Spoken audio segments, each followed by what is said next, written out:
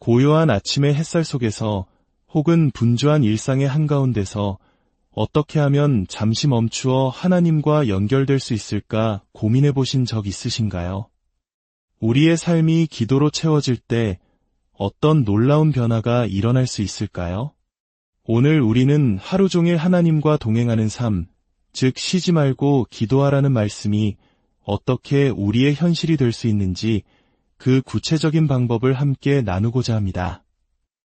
이 은혜로운 여정을 시작하기에 앞서 잠시 여러분의 손길을 부탁드립니다.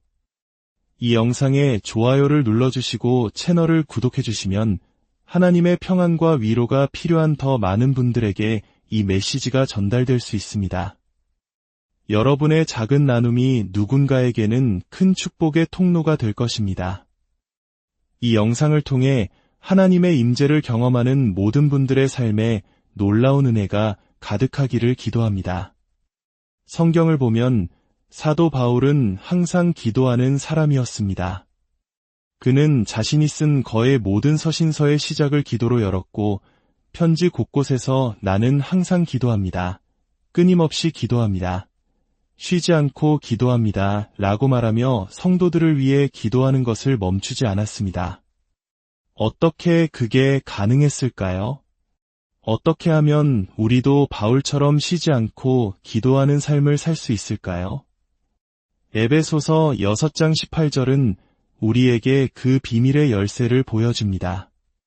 모든 기도와 간구를 하되 항상 성령 안에서 기도하고 이를 위하여 깨어 구하기를 항상 힘쓰며 여러 성도를 위하여 구하라. 이 짧은 한 구절 안에 하나님께서는 우리에게 7가지 중요한 기도의 원칙을 가르쳐 주십니다.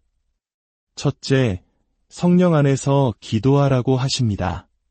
이는 내 생각과 계획이 아닌 성령님의 인도하심을 따라 기도하라는 의미입니다. 문득 어떤 사람의 얼굴이 떠오르거나 어떤 아이디어가 생각난다면 그것이 바로 성령님께서 주시는 기도 제목일 수 있습니다. 나중에 기도해야지 하고 미루지 말고 바로 그 순간 잠시 멈춰 기도해 보세요. 둘째, 항상 기도하라고 하십니다. 기도하기에 나쁜 시간이란 없습니다. 운전할 때도, 설거지할 때도, 잠시 복도를 걸을 때도 그 어떤 순간도 하나님과 대화하기에 완벽한 시간입니다. 셋째, 모든 기도와 간구로 기도하라고 하십니다. 기도는 한 가지 방식만 있는 것이 아닙니다. 시편을 펼쳐보면 인간이 느낄 수 있는 모든 감정이 담긴 기도들이 있습니다. 불평하는 기도, 부르짖는 기도, 위로를 구하는 기도, 고백하는 기도, 그리고 기쁨에 차 축하하는 기도까지 여러분의 감정과 상황에 맞는 솔직한 기도를 드리세요. 시편의 기도들을 나의 기도로 삼아 읽는 것만으로도 훌륭한 기도의 훈련이 됩니다. 넷째, 필요한 모든 것을 구하라고 하십니다.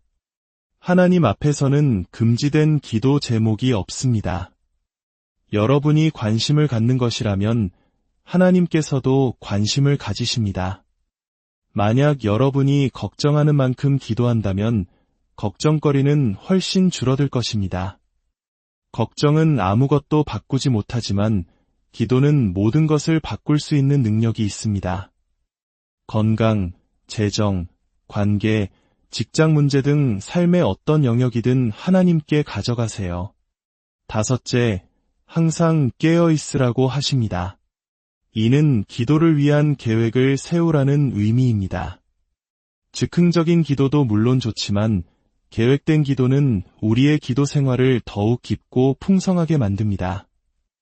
오늘 우리가 바로 이 계획된 기도에 대해 깊이 나눠볼 것입니다. 여섯째, 항상 힘쓰며 포기하지 말라고 하십니다. 기도의 응답이 더디게 느껴질 때도 결코 멈추지 마세요. 마지막으로 여러 성도를 위하여 구하라고 하십니다. 우리의 기도는 나 자신만을 위한 것이 아니라 하나님의 모든 자녀들을 향한 것이어야 합니다. 그렇다면 이 원칙들을 어떻게 우리 하루의 삶에 적용할 수 있을까요? 두 가지 방법이 있습니다. 첫 번째는 하나님과 계속해서 대화를 이어나가는 것입니다. 마치 가장 친한 친구와 이야기하듯 형식 없이 자연스럽게 하루의 모든 순간을 하나님과 나누는 것입니다. 아침에 일어나서 운전을 하면서 마트에서 장을 보면서 마음속으로 하나님께 말을 거는 것이죠. 하나님, 오늘 날씨가 참 좋네요. 하나님, 저 사람이 한 말이 마음에 걸려요. 하나님, 이 아름다운 풍경을 만들어주셔서 감사해요. 이것은 마치 숨을 쉬는 것과 같습니다. 우리가 숨 쉬는 것을 의식하지 않지만 멈추면 살 수 없듯이 기도는 우리 영혼의 호흡입니다. 처음에는 의식적으로 노력해야겠지만 습관이 되면 혼잣말을 하는 대신 자연스럽게 하나님과 대화하는 자신을 발견하게 될 것입니다. 만약 기도하고 싶은 마음이 들지 않는다면 그것은 아마도 여러분이 느끼는 감정을 솔직하게 기도하고 있지 않기 때문일 수 있습니다. 하나님이 듣고 싶어 하실 것 같은 형식적인 기도가 아니라 지금 내가 느끼는 불안함, 초조함, 피곤함, 좌절감을 그대로 쏟아내보세요. 하나님은 이미 모든 것을 알고 계시지만 마치 부모가 자녀의 목소리를 듣기 원하는 것처럼 우리가 그분께 나아와 이야기하기를 간절히 원하십니다. 두 번째 방법은 바로 하루의 시간을 정해놓고 기도하는 것입니다. 이것은 결코 새로운 개념이 아닙니다. 구약시대의 유대인들도 정해진 시간에 기도했고 다니엘은 하루 3번 무릎을 꿇고 기도했습니다. 흥미로운 역사적 사실이 있습니다. 고대 로마 제국 시절 로마인들은 주요 도시마다 광장을 만들고 그곳에 종탑을 세웠습니다. 그리고 하루에 대여섯 번씩 종을 울렸습니다. 아침 6시 30분경에는 일의 시작을 알리는 종이 오전 9시, 정오, 오후 3시, 그리고 저녁 6시경에는 휴식과 일의 마침을 알리는 종이 울렸죠. 시간이 흐르면서 유대인들과 초기 기독교인들은 이 로마의 종소리를 자신들의 기도 시간 알림으로 사용하기 시작했습니다. 종이 울릴 때마다 하던 일을 잠시 멈추고 하나님께 기도하는 습관을 들인 것입니다. 훗날 수도원의 수도사들은 기도 시간을 알리기 위해 자신들의 종탑을 세웠습니다. 그리고 1400년대에는 누군가 계속 종 옆에 서 있어야 하는 불편함을 덜기 위해 정해진 시간에 자동으로 종을 울리는 기계 장치를 발명했습니다. 라틴어로 종을 의미하는 단어가 바로 클로카였고 여기서 시계라는 단어가 유래했습니다. 놀랍지 않으신가요?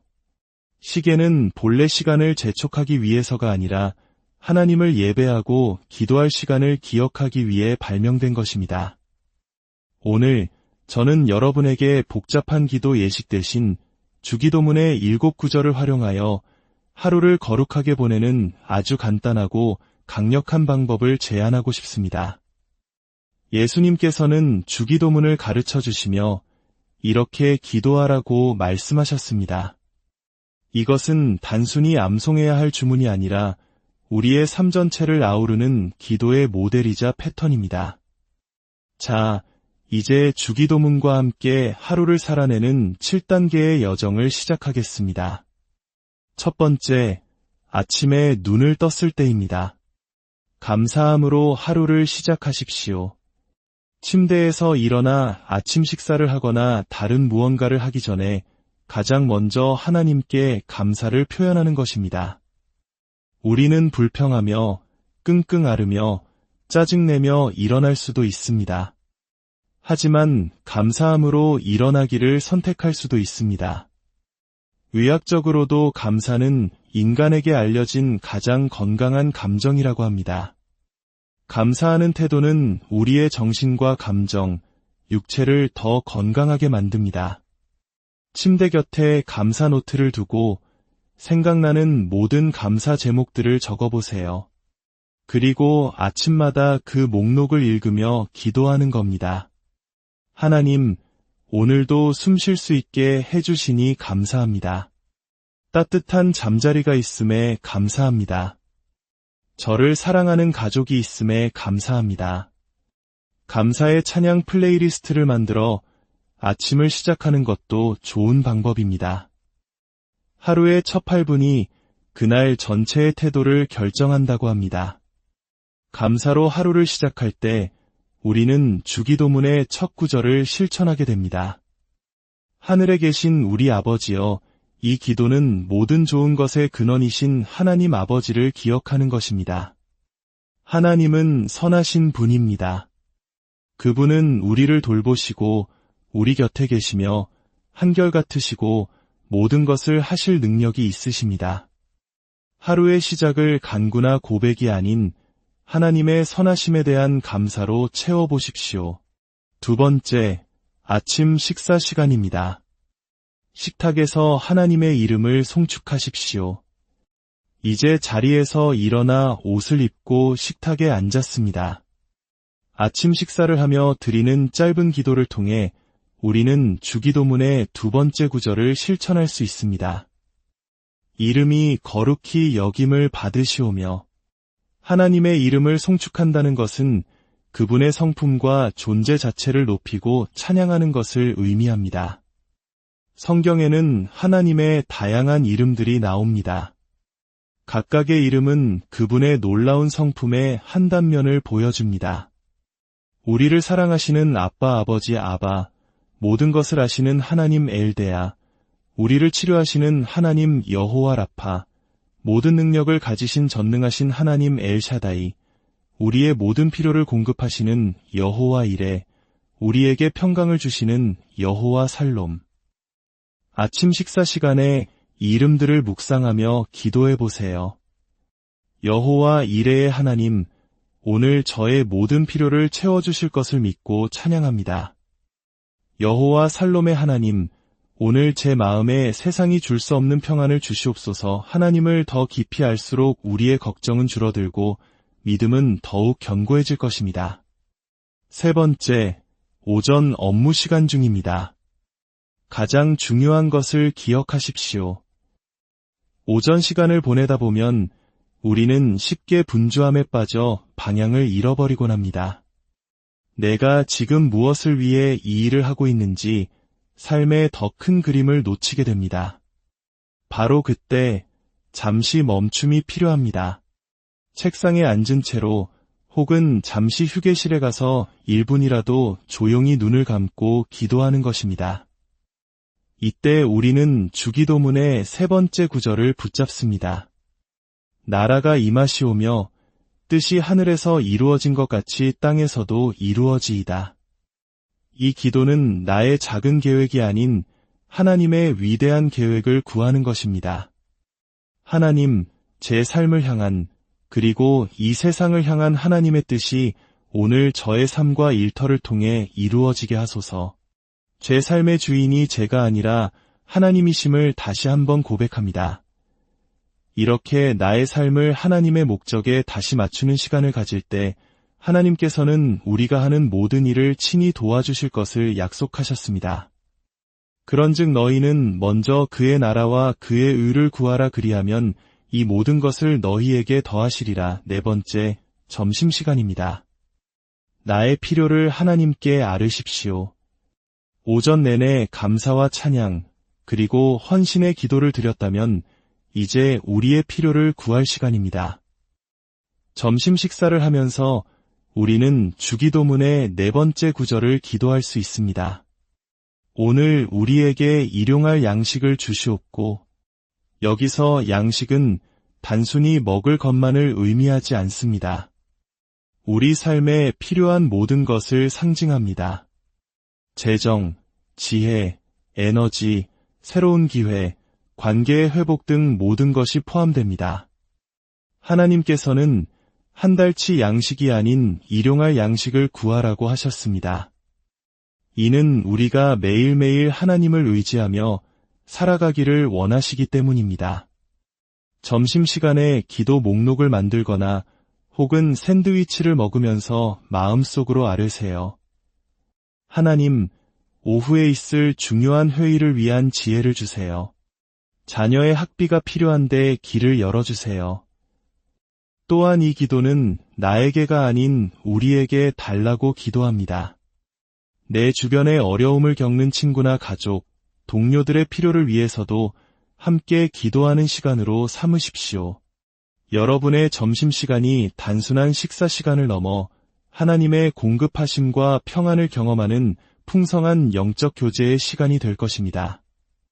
5번째, 나른한 오후 시간입니다. 용서를 구하고 용서하십시오.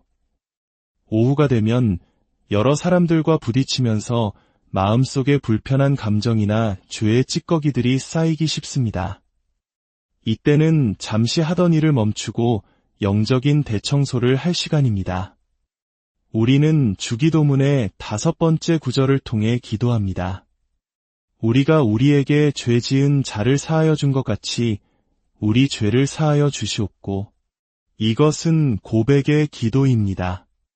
하나님, 오늘 제가 가졌던 부정적인 태도와 행동들을 용서해 주세요. 그리고 동시에 나에게 상처를 준 사람들을 용서하는 기도를 드리는 것입니다. 죄책감과 분노는 우리의 영혼을 갉아먹는 독과 같습니다. 예수님께서 십자가에서 우리의 모든 죄를 지고 가셨기에 우리는 더 이상 죄책감에 얽매여 살 필요가 없습니다. 매일 오후 잠시 시간을 내어 영혼의 쓰레기를 비워내십시오. 깨끗한 엔진이 더 큰 힘을 내듯 깨끗한 영혼은 세상의 어려움을 이겨낼 더 큰 회복력을 갖게 될 것입니다. 6번째, 퇴근길 혹은 저녁 시간입니다. 지혜로운 결정을 구하며 유혹으로부터 보호를 구하십시오. 하루 일과를 마치고 집으로 돌아가는 시간, 우리는 육체적으로 지치고 혈당이 떨어져 가장 예민해지기 쉽습니다. 사소한 일에도 가족에게 상처를 주는 말을 하거나 어리석은 결정을 내릴 수 있습니다. 또한 저녁 시간은 텔레비전이나 인터넷 등 여러 유혹에 가장 쉽게 노출되는 시간이기도 합니다. 이때 우리는 주기도문의 6번째 구절로 기도해야 합니다. 우리를 시험에 들게 하지 마시옵고 다만 악에서 구하시옵소서. 현관문을 열기 전 잠시 멈춰 기도해 보세요. 하나님, 오늘 하루의 피곤함과 문제들을 집 안으로 가져가지 않게 하소서. 지혜롭게 말하고 행동하게 하시고 모든 유혹으로부터 저를 지켜주소서. 하나님께서는 우리가 감당하지 못할 시험은 허락하지 않으시며 시험 당할 즈음에 또한 피할 길을 내사 우리로 능히 감당하게 하신다고 약속하셨습니다. 그 약속을 믿고 하나님의 도우심을 구하십시오. 7번째, 잠자리에 들기 전입니다. 격려가 되는 진리로 하루를 마무리하십시오. 하루의 마지막 순간, 우리는 주기도문의 마지막 고백으로 평안 가운데 잠들 수 있습니다. 나라와 권세와 영광이 아버지께 영원히 있사옵나이다. 아멘. 이 고백은 우리에게 3가지 놀라운 진리를 상기시켜줍니다. 첫째, 모든 상황 속에서 여전히 하나님께서 다스리고 계신다는 사실입니다. 세상이 아무리 혼란스러워 보여도 최종적인 통치권은 하나님께 있습니다. 둘째, 지금 우리가 겪는 어려움이 이야기의 끝이 아니라는 사실입니다. 우리에게는 영원한 소망이 있습니다. 셋째, 결국에는 하나님과 그분의 백성이 승리한다는 사실입니다. 이 진리를 묵상하며 잠자리에 들어보세요. 하나님, 모든 것이 하나님의 손에 있음을 믿습니다. 이 세상의 이야기가 끝이 아님을 믿습니다. 그리고 마침내 우리가 주님과 함께 승리할 것을 믿습니다. 주님, 안녕히 주무세요. 내일 아침에 뵙겠습니다. 이렇게 긍정적인 믿음의 고백으로 하루를 마치고 다음날 아침 다시 감사로 하루를 시작하는 선순환을 만들어 가십시오. 여러분이 오늘 배운 이 방법을 단지 듣는 것에서 그치지 않고 실제로 삶에 적용해 보시기를 간절히 권합니다. 하루에 7번, 긴 시간이 아니어도 괜찮습니다. 1분도 좋고 5분도 좋습니다. 하나님은 그저 여러분의 목소리를 듣기 원하십니다. 너무 바빠서 기도할 시간이 없다고 느껴지시나요? 종교개혁가 마틴 루터는 이렇게 말했습니다. 나는 오늘 할 일이 너무 많아서 반드시 3시간 동안 기도해야 한다. 기도는 시간을 빼앗는 것이 아니라 오히려 하나님께서 우리의 시간을 더 효율적으로 사용할 수 있도록 능력을 더해주시는 통로입니다. 주기도문은 단순한 의식이 아니라 우리의 하루를 경영하는 삶의 패턴입니다. 이 패턴을 따라 살아갈 때 여러분의 삶에는 더 큰 에너지와 평안, 지혜와 능력이 넘치게 될 것입니다.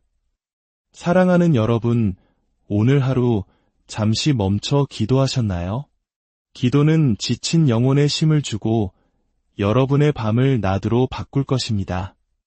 삶이 어둡고 막막하게 느껴질 때 기도하는 것을 잊지 마십시오.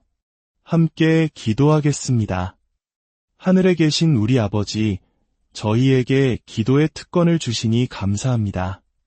오늘 배운 말씀처럼 주기도문의 패턴을 따라 매일의 삶 속에서 주님과 동행하게 하소서.